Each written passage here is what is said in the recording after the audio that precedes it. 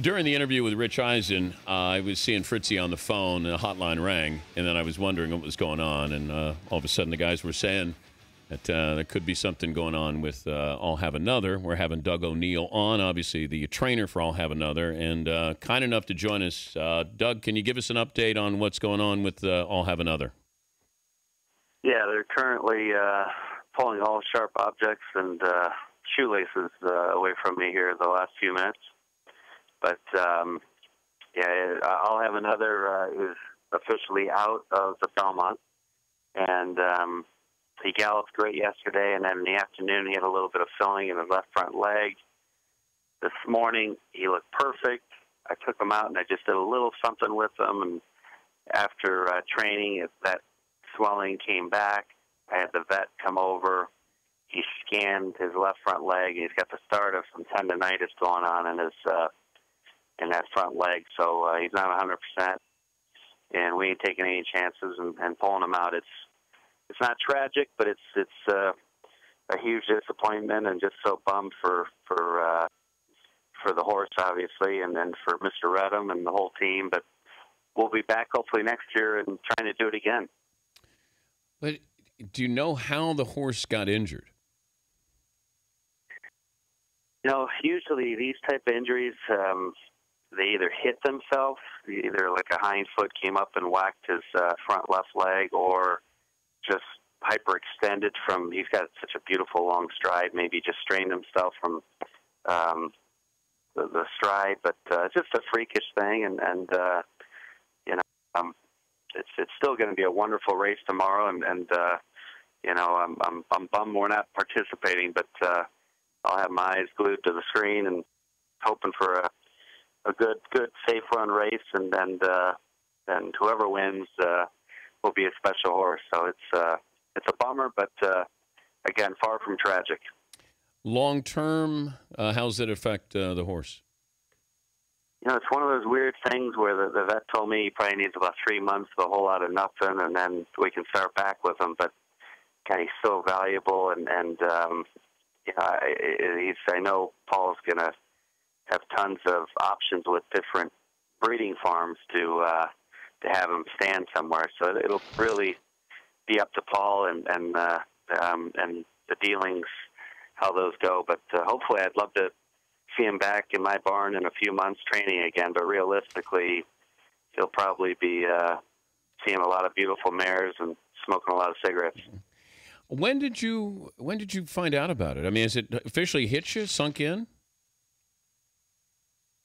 God, I mean, I've been on suicide watch the last about half an hour, and you know, it's one of those where just I keep going back to it's not a, you know, no one got killed, no one got hurt, and he's still. If you saw him, Dan, he's 100% sound. I'm doing a news conference here in a little bit, and I'm going to walk him myself just so I can show all the media how good he still looks. And it's just the start of, like, my Achilles tendon irritation. And those, if you keep on with them, then they get into a painful setting, and you take a chance of really doing some damage, which obviously I would never do. And so it's just. It's a bummer, but far from tragic. Has this horse run its last race? If I had to wager, which being an O'Neill, we do like to wager, I would say yes. You going to watch the Belmont? I'm sure I'll watch it and probably have about 4 or 5 amps of lights in me, and I'm sure saying that could have been me, whoever wins it, but. You know, it's just such a great race, and everyone there at Naira has been so great to us.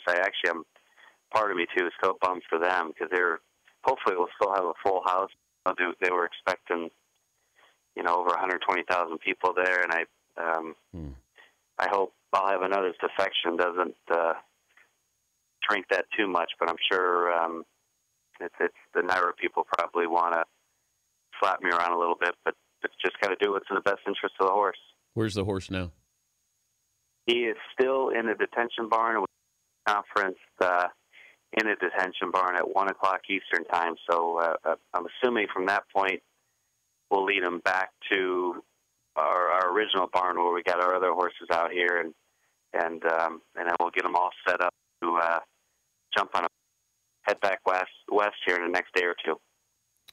I appreciate you being a good sport today. I know it's tough, and you're a stand-up guy to come on the show. And thank you for what you did in the first two legs here. You're the man. Thanks a lot, Danny, and I'll talk to you in a bit. All right. It's Doug O'Neill, trainer. I'll have another out of the Belmont Stakes. As a sports fan, you don't get these opportunities very often. And I just talked about how you had a great weekend here coming up. Stanley Cup, perhaps closeout game, Game 7, Celtics and the Heat, Triple Crown possibility. And we see that the thing is, and you guys did a great job. Okay, you guys all did a great job with this because I knew something was up. I could see you guys were trying to do it behind the scenes there when I was talking to Rich Eisen. And, I said to Fritzy, I said, you got to make the call to Doug. I know that he's got a press conference, and if this is true that the horse – see, we'd gotten word that the horse was injured. But we did not know if that was how serious. And McLovin, great job. If you don't go to Belmont to talk to Doug O'Neill and do something with that horse, then you don't get that text from somebody. But, look, I don't revel in telling you this news. This is it's a bummer because this is why – I cover sports. This is why we watch sports. We follow sports. You get an opportunity to see things that maybe you never see before, never see again. Maybe something your dad saw or your granddad saw, and you get an opportunity. You see a player, you see a game, you see a moment, Triple Crown winner, and that's why we watch. But you guys did a great job in following that story. And Fritzy, I know it's a tough phone call to make, man, but I appreciate you guys doing that.